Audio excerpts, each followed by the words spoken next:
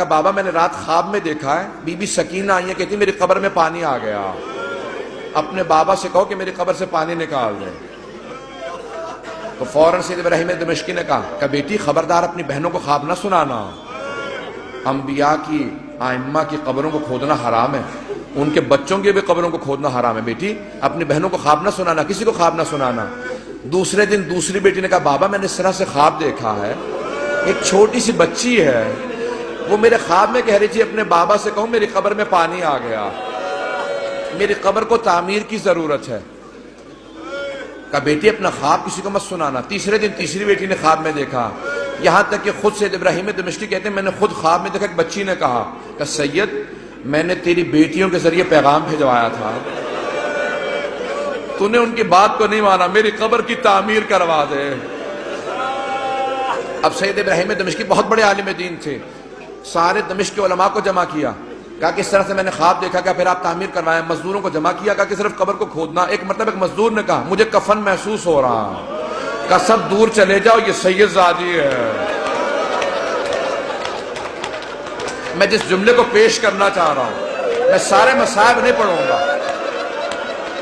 سید ابراہیم دمشقی کہتے ہیں کہ وہ جو روایت ہے نا کہ یزید نے غسالہ کو بھیجا تھا، کفن کا کپڑا بھیجا تھا، کہ اس روایت کو آئندہ نہ پڑھنا۔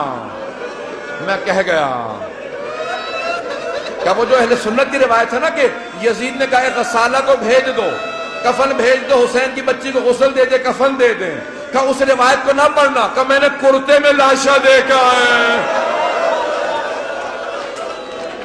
کہ میں نے کرتے میں دیکھا، کہ کانوں میں زخم تھے،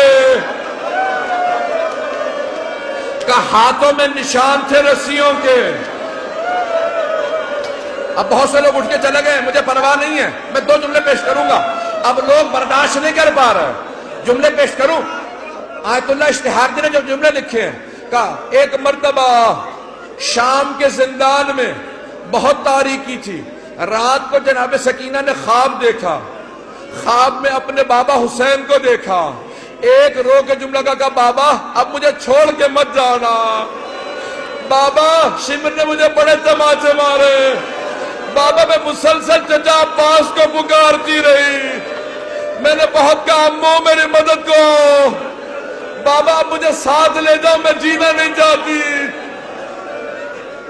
اتنے میں بی بی کی آنکھ کھل گئی، فوراً آواز دی کہ اماں میرے بابا بھی یہیں کھڑے تھے، کہاں ہے میرے بابا مجھے لینے آئے تھے۔ سوگنامہ محمد میں آیت اللہ اشتہاردی کہتے ہیں ساری بیویاں رونے لگی، جب بی بی نے اپنا خواب سنا ہے نا سب بیویاں بلند آواز سے رونے لگی۔ کہ ایک مرتبہ یزید نے آواز سنی، اٹھ گیا، کہ کیا بات ہے یہ کیوں رو رہی ہیں، مجھے آرام کیوں نہیں کرنے دے رہے؟ کہ ایک بچی ہے بار بار کہتی مجھے اپنے بابا کے پاس جانا۔ کہ کون ہے اس کا باپ؟ کہ وہ حسین کی بیٹی ہے۔ کہ جاؤ حسین کا سر دے دو۔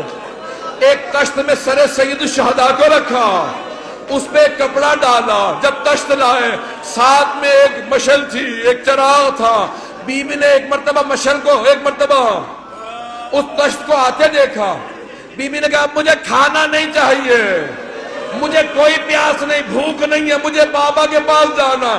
اس نے تشت سے کپڑا ہٹایا، بی بی نے بابا کے سر کو دیکھا، کہا بابا جب خیمے سے گئے تھے آپ کی رگیں کٹی ہوئی نہیں تھی، بابا میری محبت کا واسطہ میرے پاس آ جاؤ۔ ایک مرتبہ تشت سے سر اٹھا، بی بی نے آغوش میں لیا، اپنے گال کو امام حسین کے رخسار پہ رکھا، کہ بابا مجھے لے جاؤ، میں زندان میں نہیں رہنا چاہتی۔ ایک مرتبہ بیویوں نے ہلکا باندھا، رونا شروع کیا، دیکھا بچی گر گئی۔ جب بی بی گری امام سجاد نے کہا انا للہ و انا الیہ راجعون۔ بیویاں سمجھ گئی اب بچی نہیں رہی۔ امام سجاد نے زندان میں قبر کھودی، جب لاشا ہاتھوں پہ لیا آواز دی او 72 کے عزادار بابا اپنی بیٹی کے لاشے کو لے لو۔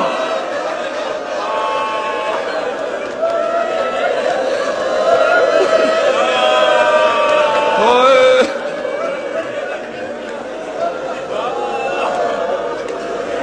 الا لعنۃ اللہ علی القوم الظالمین.